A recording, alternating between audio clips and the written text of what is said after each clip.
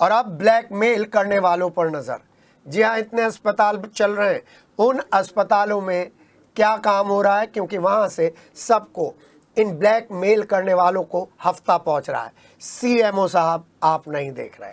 जी हाँ, मुझे याद आ गया 7, 8, 10 महीने पुराना वो एक वाकया जिसमें तब के एसएसपी के पास करीब 150 से 200 अवैध पत्रकारों के, डुप्लीकेट पत्रकारों के, नंबर 2 पत्रकारों के, फ्रॉड पत्रकारों के, जितने भी विशेषण देना चाहें उतने विशेषण दे लीजिए, उनके नाम थे, उनके लिए काम करने वाले थे, तभी उनका तबादला हो गया।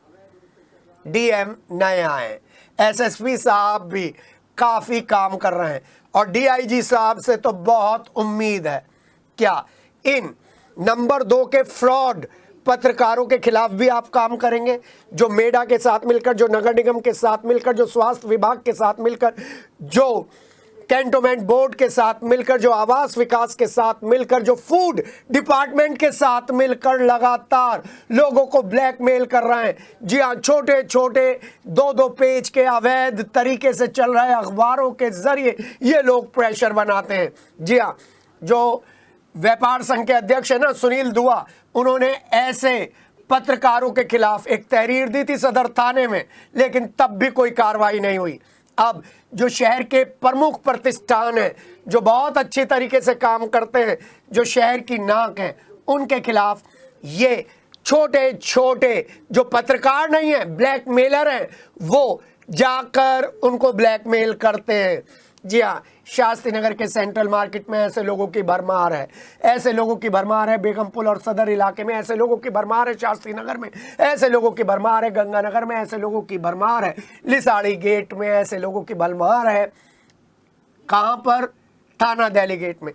तभी तो ये लोग कभी भी अवैध सट्टे की और वाहन कटरों की खबर नहीं चलाते, क्योंकि वहां पर इनका महीना बंधा हुआ है।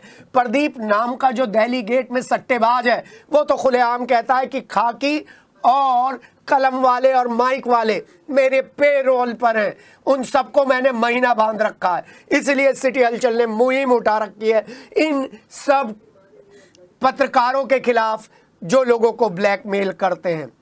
आप में हिम्मत नहीं है ना, ऐसे ब्लैकमेलर पत्रकारों को अपने यहाँ पर पकड़िए। सीसीटीवी में आपके यहाँ पर लगा हुआ है, सीसीटीवी में उन्हें कैद करिए, पुलिस को बुलाइए और ब्लैकमेलिंग करने वालों को पुलिस को सौंपिए। अगर आपने 3 दिन ये काम कर डाला तो आप मेरठ को मुक्त कर देंगे ऐसे ब्लैकमेलर पत्रकारों से। जी हाँ, ये लोग, कोई प्रेस करने वाला है, कोई ई रिक्शा चलाने वाला है, कोई कहीं पे चपरासी था, कोई कहीं पे चपरासी है, कोई कहीं पर ठेला लगाता है, ये लोग अपना मोबाइल लेकर चले जाते हैं। और मुझे तो प्रशासन से सबसे ज़्यादा शिकायत है कि प्रशासन ऐसे लोगों की लिस्ट नहीं बनाता और ऐसे लोगों की वजह से हम जैसे लोगों को काम करने में बड़ी दिक्कत आती है।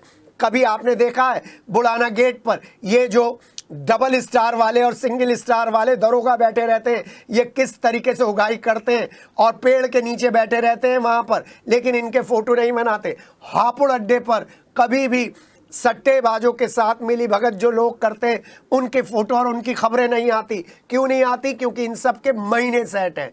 जी हाँ, डॉक्टर वीके सिंह और डॉक्टर ताडा, आप दोनों से रिक्वेस्ट है, नैथानी साहब, डीआईजी साहब, आपसे भी रिक्वेस्ट है कि प्लीज़ इन अवैध तरीके से काम करने वाले डुप्लीकेट पत्रकारों से शहर को मुक्ति दिलाइए, निजात दिलवाइए। जी हाँ, एक बार वीसी मेडा ने इस मामले में बड़ी कार्रवाई करने का मन बनाया था, लेकिन वो भी बैकफुट पर आ गए, क्योंकि इनका नेक्सस इतना ज़बरदस्त है कि आप काम नहीं कर सकते।